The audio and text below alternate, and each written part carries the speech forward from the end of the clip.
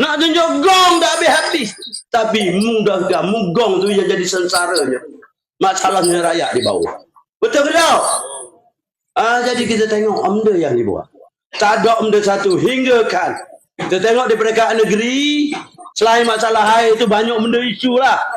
Yang isu yang besar dalam perniagaan. Dia boleh yang kita buat dekat hok main Mosuka dulu. Duyung Marina. Ada hotel di situ. Dia bagi ke China untuk menguruskan syarikat itu. Duyung Marina. Sedangkan hak milik kita.